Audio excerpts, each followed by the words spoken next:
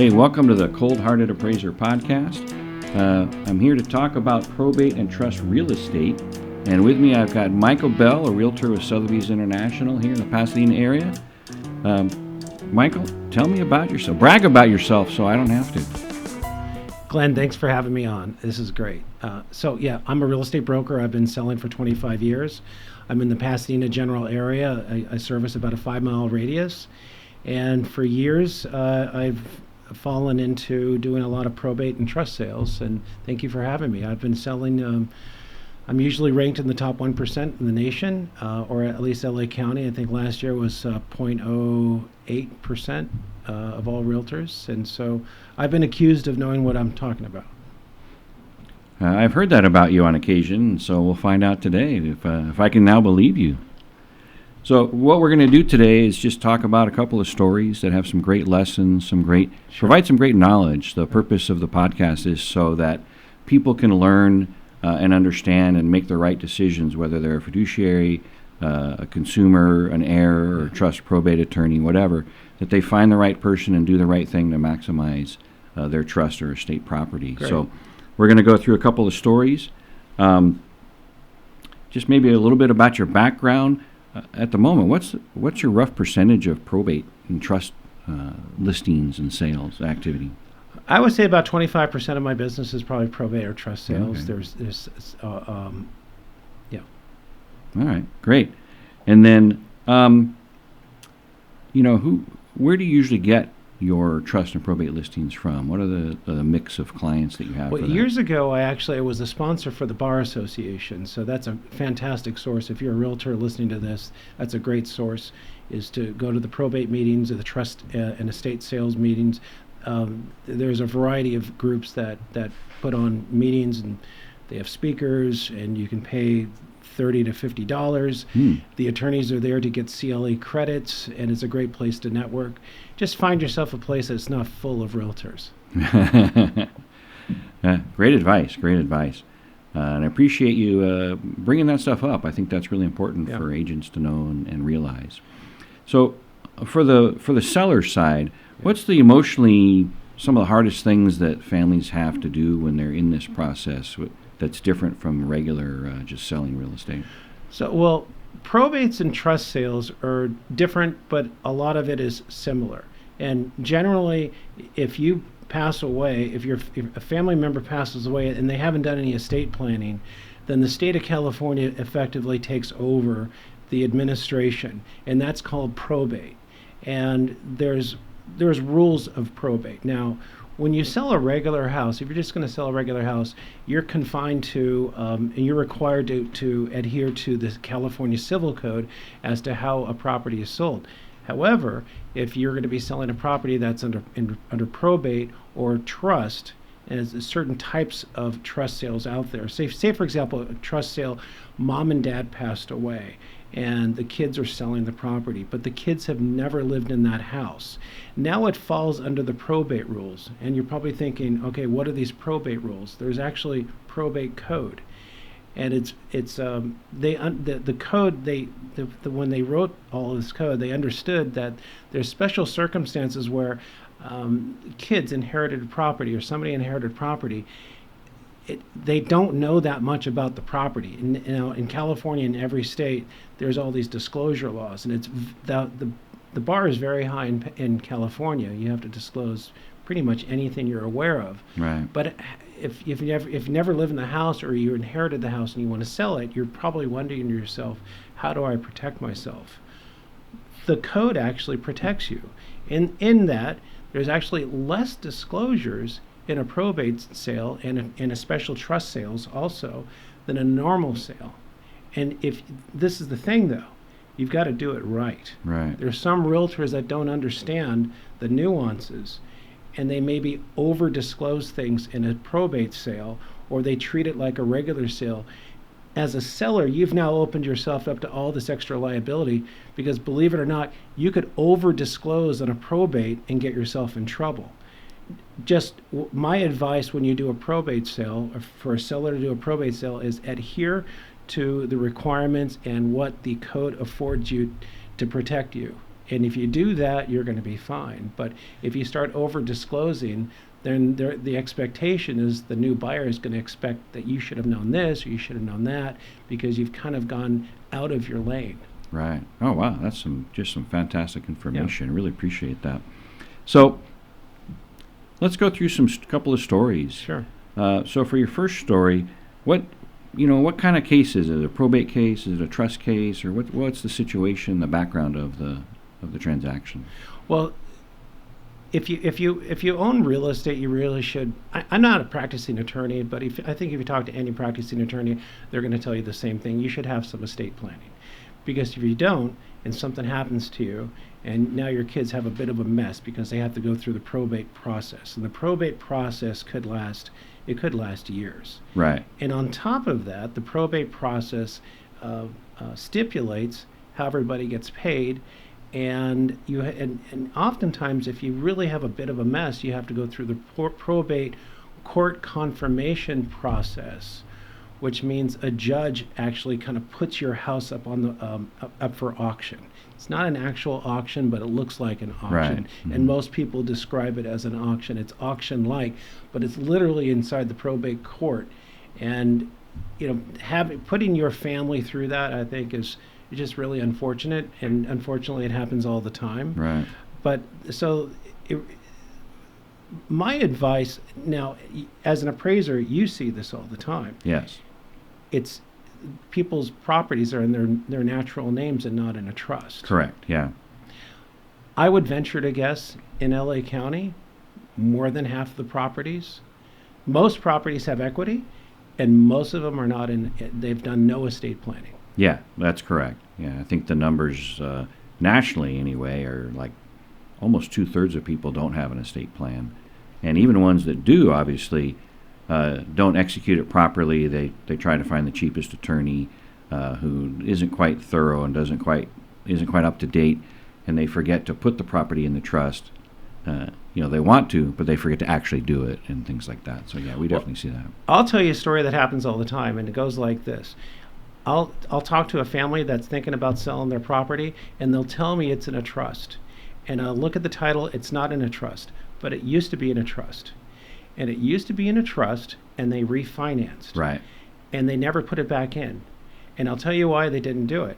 Because when you did your refinance, the escrow company is probably told you that they're not going to put it back in. You have to request it. You need to talk to an attorney, and there's 5,000 moving parts in a refinance, and you wind up forgetting that one conversation. Right. And then years later, you find out that somebody passes away and it was in the trust and it's no longer anymore. Then you have to do what's called a Hegstead petition. Right. I'm not an attorney. Talk to an attorney about this. Absolutely. And this is when they petition the court to put it back into the trust, so you can avoid probate, and or so you can also avoid people that think they should have inherited that property. Right. It's an absolute mess. But the reason why the escrow company won't just put it in there is because they're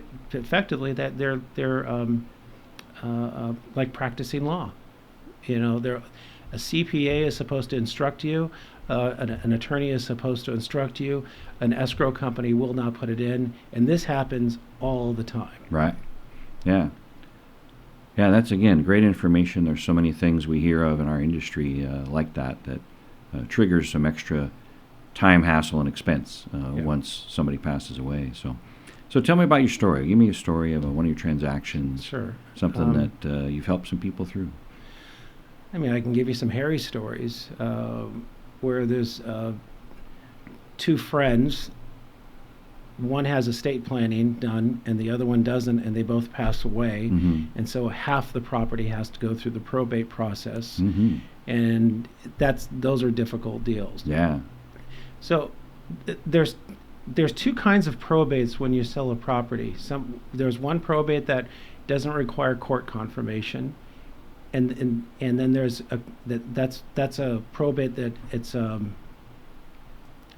I don't want to get too into the weeds. And there's another process that you have to get the court involved. Right. Mm-hmm. And that could take 4 or 5 months to go through. Right. If you don't require court confirmation, it's largely treated like a regular sale. there's a lot of reasons to try to avoid going through the court system, just because, look, when somebody wants to buy a property, they usually want to buy a property and move into it in 30 days. Right. If your estate planning is all messed up, that buyer's not moving in 30 days. Right. Not only is that buyer not moving in 30 days, they may have to be in escrow for as long as 6 months. And the probate code also says that a buyer needs to put a 10% deposit down. Now, that's set by the estate planning attorney for the seller. It could be a little bit lower, but generally it's 10%. So guess what happens if you're selling a probate property and you can't deliver the goods quickly? You get less price. You get a lower price. Right. That's just the way it is. That's just the way the market's going to say, if I've got to wait 3 to 6 months, I want a bargain. Right. And so families get less money on probates. Right. Well, and that's something that I see as an appraiser all the time, is that a lot of the trust and probate sales end up selling below market.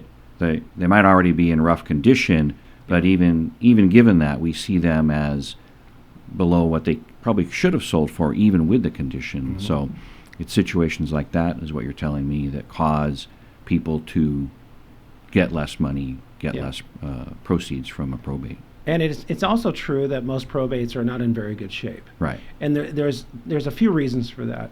One is, of course, maybe they didn't have the money, but maybe the people that are inheriting it just don't want to deal with it. But also, the probate code actually protects you as the seller if you sell as is, because as soon as you start fixing things, guess what? You just open yourself up for more liability. Right. You need to disclose all of those things, because the operative word in real estate when you're selling, if you want to know about how to limit your liability, is the word aware. As a seller, it doesn't matter if you've never lived in the house or not, but if you're aware of something, you have to disclose it. Right. And we have a funny thing about in real estate. I have a client. I'm selling their property, and they ask me if we have to disclose this or that or the other. Right.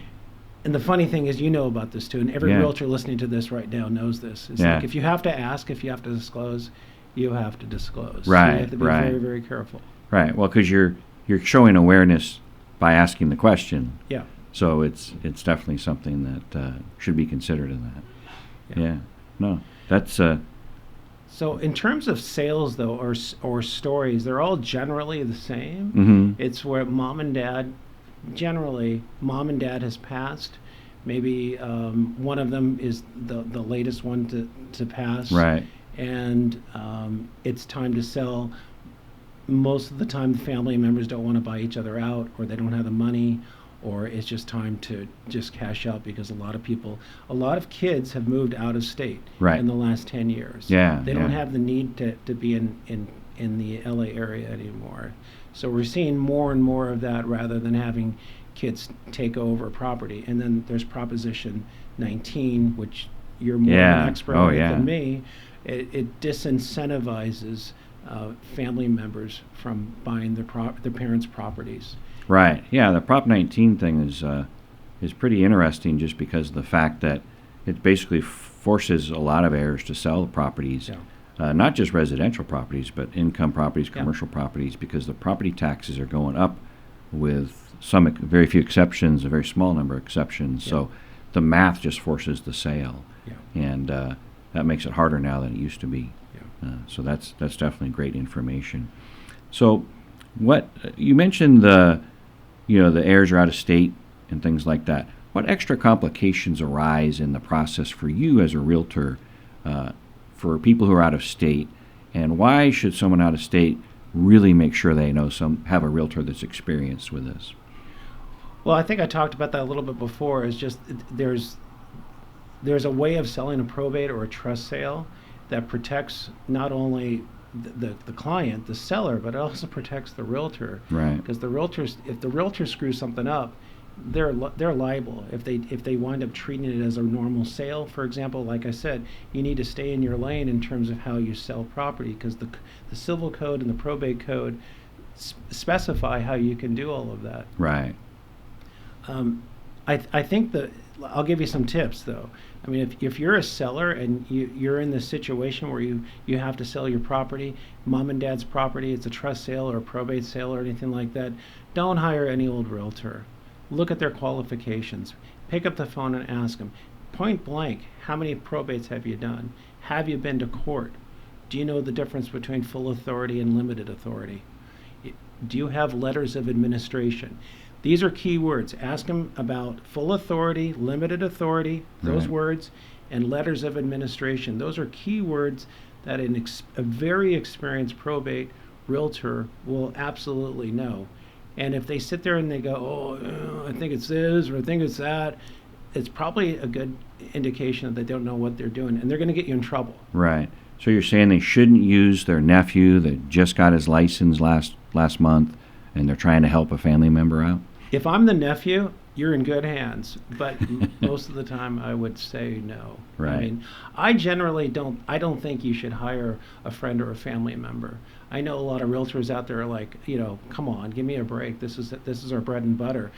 My worst clients are my mom, my dad, and my brothers. I love them dearly, but Yeah. I want to have that relationship with them. And the other thing is that they don't have the nuclear option with Right. me.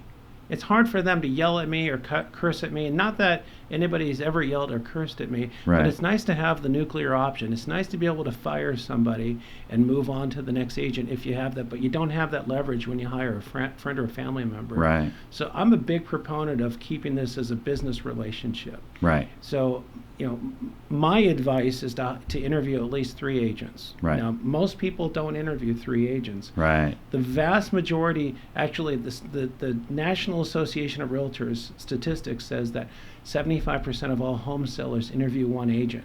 Oh, wow. And I don't know if it's actually just interviewing the agent. They just usually talk to their friend or something like that. Right. Right. And look, they all think we're this. A lot of them think we're the same. We push the same buttons, and the end result happens. And it might look that way, but you're in this business, and I'm in this business, and we know absolutely a really good realtor will actually make you more money Absolutely. than the average realtor. That's for sure. And they'll not only that, they'll actually protect you because there's so much liability in California. Right. You need to be really careful when you sell a property in California. I mean, everything's over $1 million. I mean, we're in Pasadena. You can't get anything under $1 million in a neighborhood that you're okay with walking in Right. on a Friday night. That Even property in rough shape that hasn't been updated because it's a probate type property. and we're looking, and you know this too. We're looking at $1,000 a square foot as the new norm. Right. Yeah. If you told me this was going to happen 10 years ago, I'd be like, "There's no way," because we were at $400, $500 a square Right, foot back yeah. then, and the only time you got $1,000 a square foot was on a certain section of like San Marino or Right. parts of Flint Ridge and La Cañada. Yeah. It's not that. And look, if you're selling a property for big bucks and you make a mistake, trust me, that buyer, if they can find a pattern and see how you screwed up, you're going to be in trouble. Right. But your realtor is really your insurance policy. That's another way of looking at it. Yes.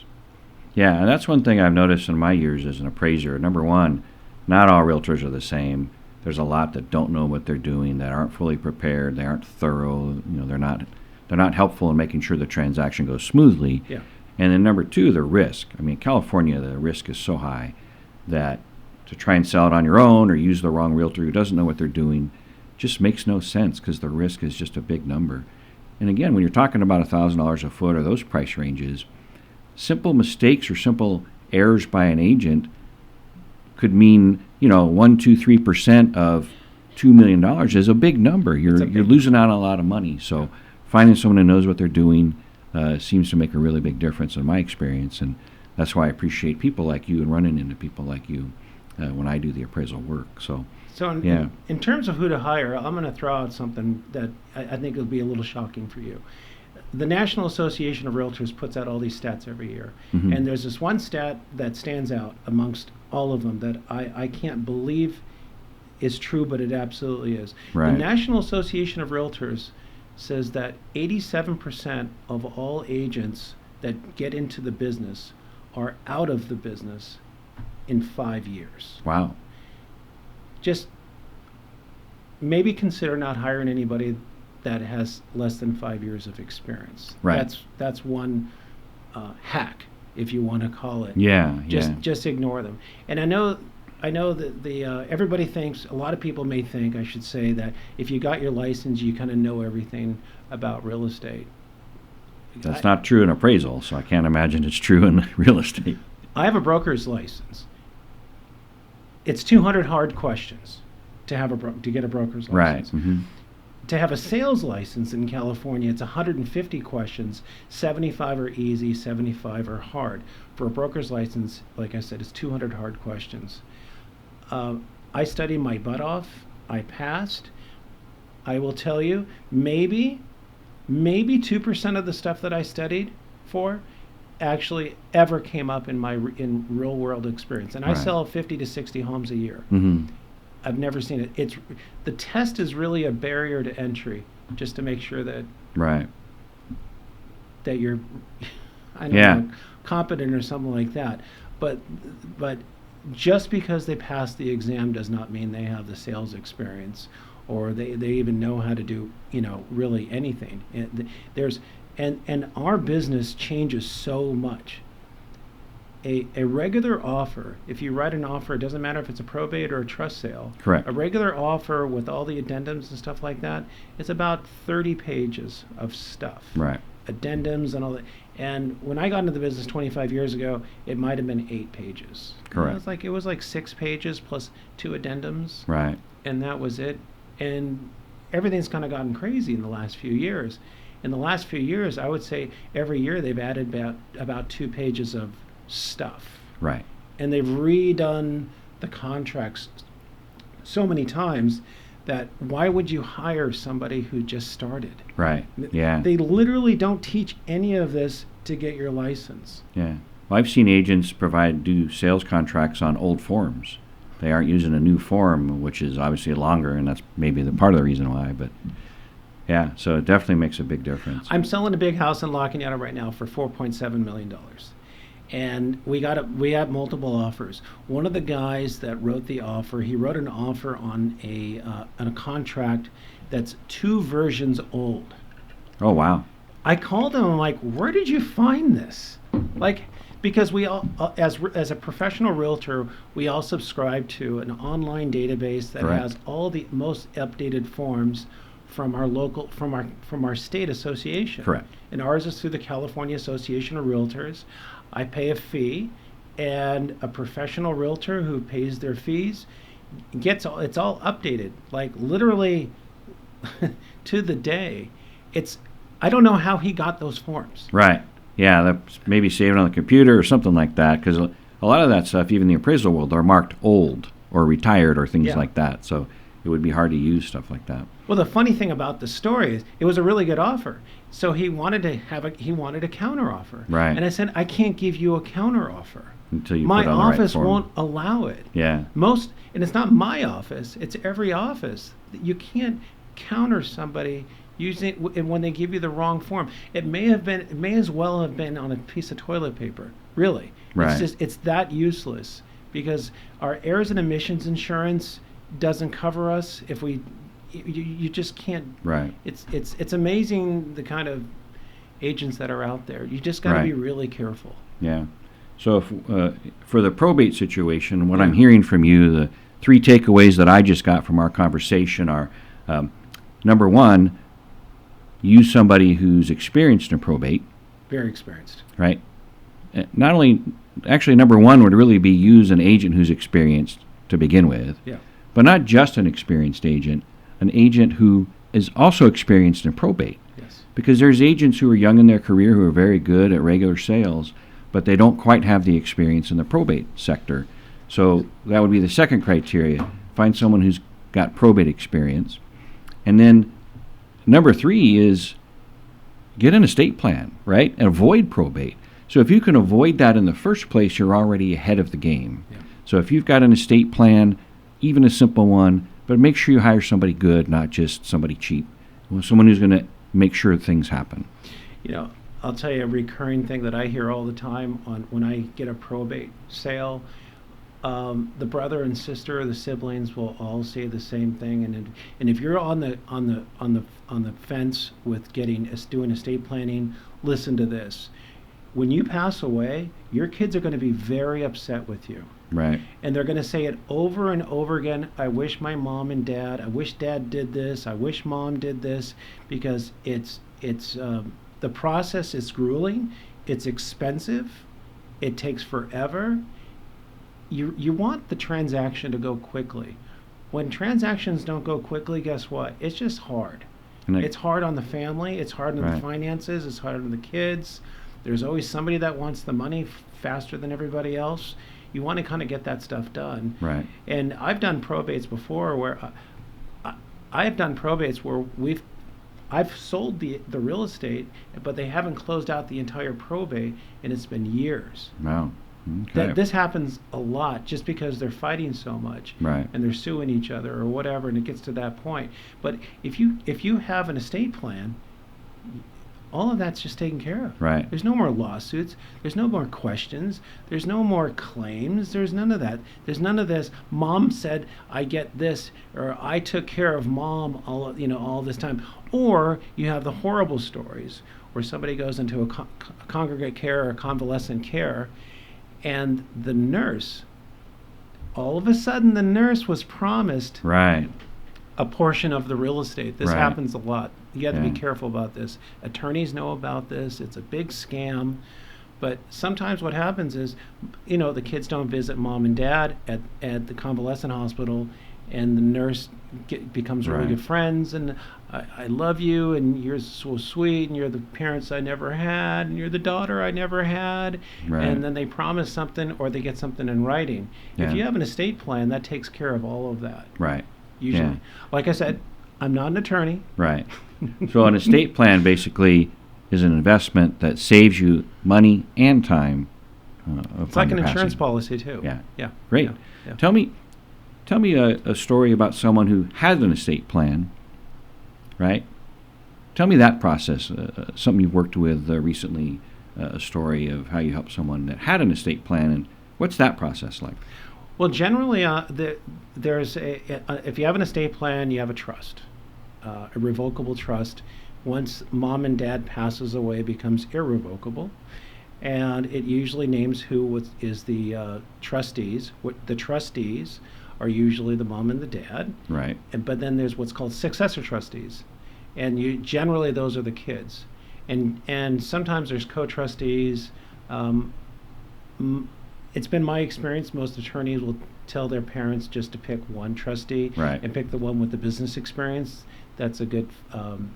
That's good with all the other siblings. Yes. Yes. Like in probate, they generally don't like to see two administrators.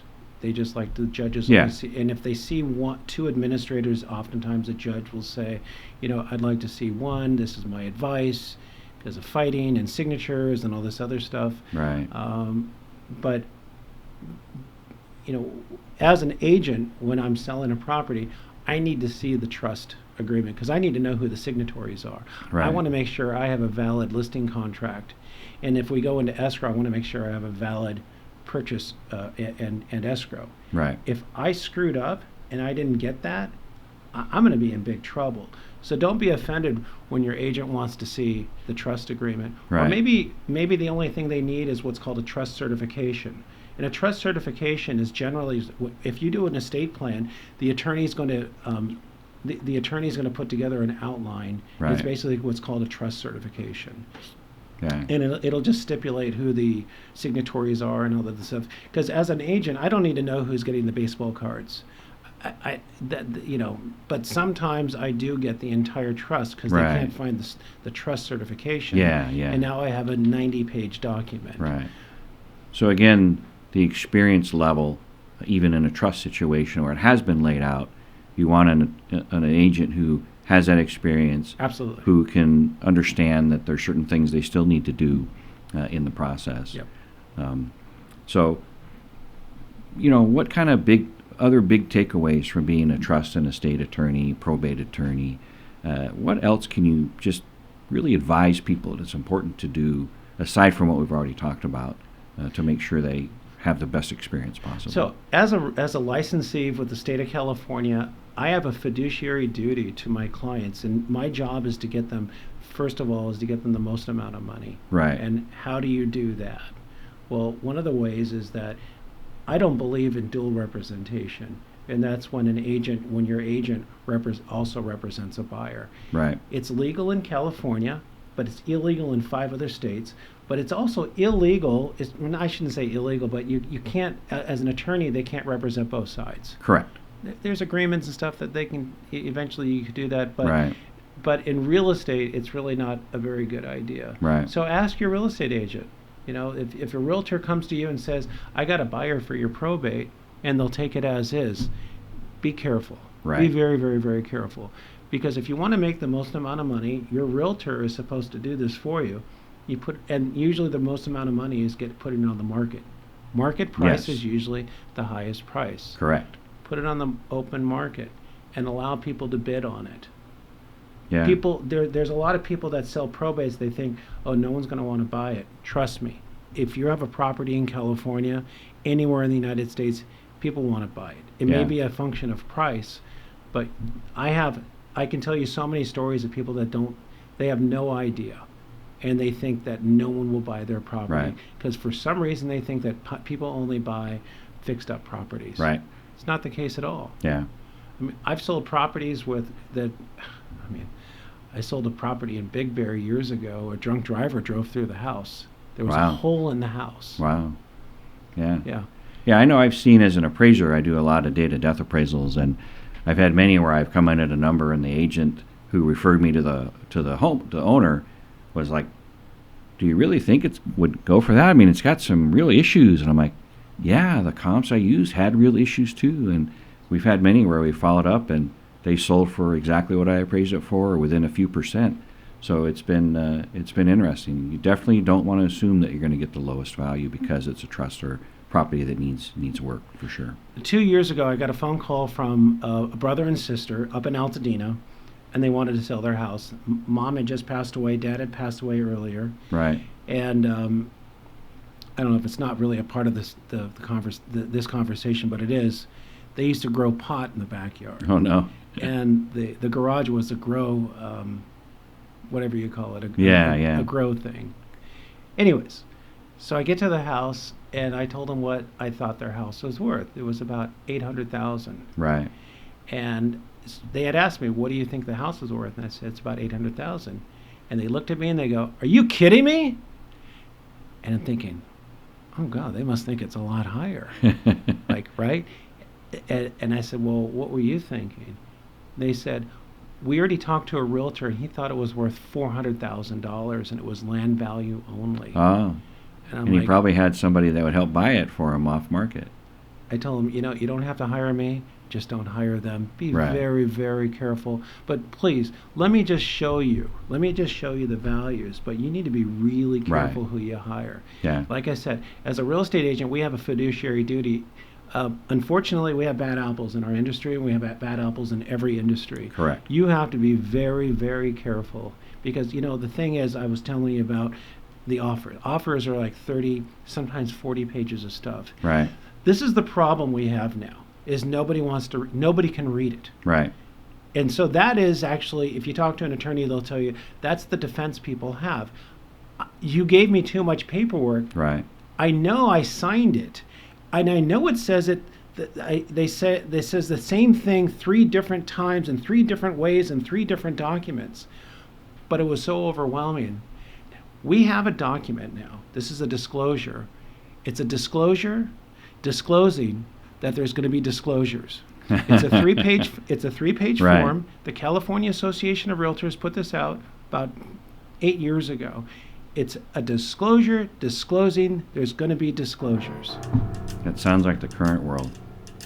Hey, well, Mike, thank you very much for coming on and just giving us knowledge that you have. I think the big takeaways is, do your due diligence, hire an experienced agent, not only just experience, but experience in probate and trust, and also just plan ahead, right? Plan ahead. So thanks for appearing on the Cold Hearted Appraiser podcast. Love it. So that's our lesson for today from the Cold Hearted Appraiser podcast.